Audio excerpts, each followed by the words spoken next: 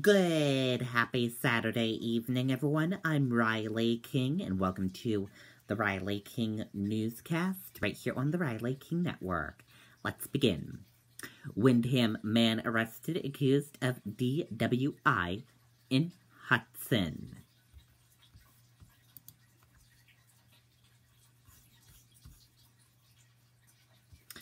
Hudson police said a Windham man was arrested on suspicious of DWI after crashing in the area of Ferry Street near Campbell Avenue just before 1 a.m. Saturday. Police said 28-year-old Derek Toms crashed his 2016 Dodge Ram into a median, light pole, traffic signs, and a utility pole after crossing the Taylor Falls Bridge into Hudson. Toms, who was the only person in the truck, was treated at the scene, then brought to a nearby hospital for further evaluation of non-life-threatening injuries. He was then arrested and is scheduled to be in court November 30th. Eversource personnel repaired the damaged utility pole, and Hudson Department of Public Works was called to remove debris from the road. Traffic was detoured for a little over an hour until the road was cleared at 2:30 a.m. And here's a photo of his truck. And this should be a reminder to everyone. That's why you should never drink and drive behind the wheel. Drunk driving is buzz driving. Never drink and drive, everyone. Always find a sober driver or call a taxi. And here's another photo of debris in the roadway.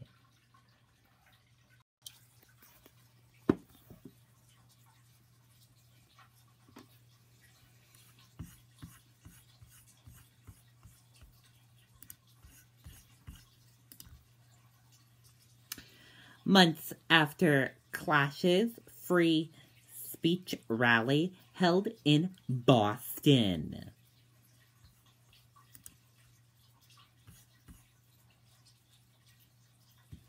Free speech activists whose rally on the Boston Common last summer drew bristly counter-protest are regrouping there this weekend. The conservative groups Right to Macrims and the Boston Free Speech took to the Boston Common on Saturday despite being denied a permit they had sought from the city. About 50 people participated in the rally. Organizers planned the rally for the Republic event after angry counter-protesters overwhelmed a similar rally in August.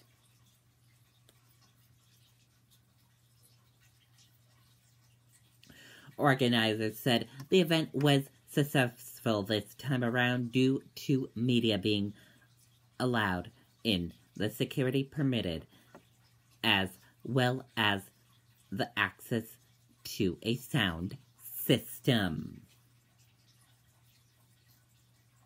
A few hundred protesters gathered on the outstrikes of barriers exacted around the rally. Sky 5 was all over the scene when Boston police took 2 protesters into custody. Boston police said 3 arrests were made related to the rally. 2 people were charged with disorderly conduct, and 1 person was charged with assault and battery on a police officer.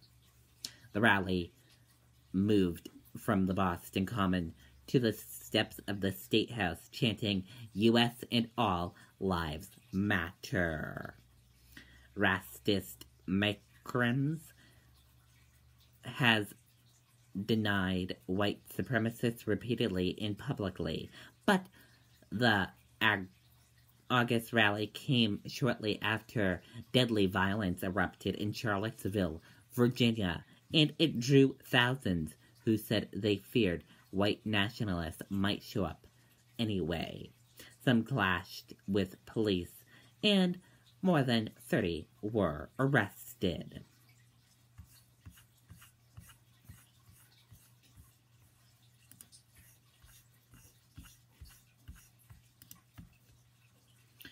Border agents have freed the 13.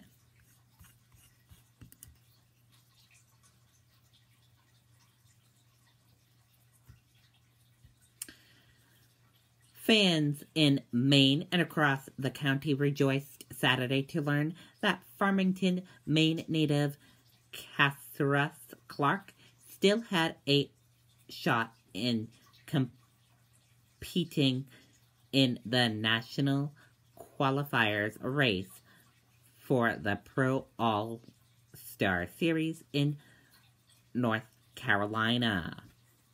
Clark's Nova Scotia-based King racing team were denied entry Tuesday afternoon while attempting to transport his 13 race cars across the border of Halton.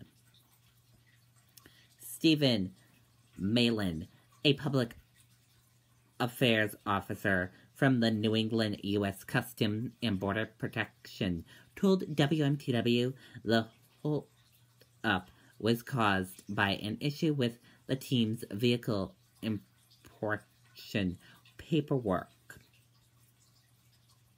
Clark and the car's owner were waiting on the car and the rest of the team in North Carolina, a 20-hour drive from Holton.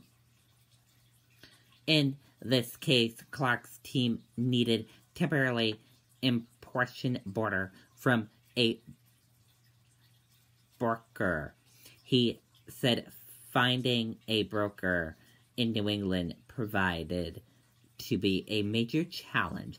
As a result, the hauler transporting Clark's car spent nearly 75 hours at the boarding waiting for the paperwork and bond to clear before being granted entry Friday afternoon. Clark's struggled to get his race cars across the border prompted fans to start a hashtag Free the 13 campaign on social media. The plea also catching the attraction of U.S. Senator Susan Collins and Rep. Bruce Palquine, both Republicans from Maine. Clark's race at the Harkrey Motor Speedway was scheduled for 3 p.m. Saturday, meaning even if the cars made it in by race check-in, Clark would have no time to practice. Still, Clark says he couldn't be more thankful for the support back home. On Saturday morning, Clark told WMTW the crew driving in Maine was expected to arrive around noon.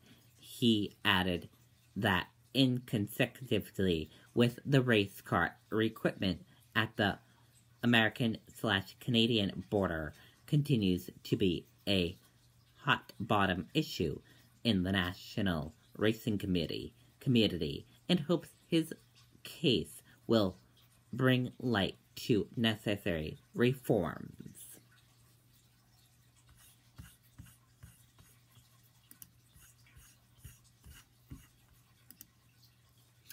Warship collision with Japanese tugboat, the latest mishap for Navy's 7th Fleet.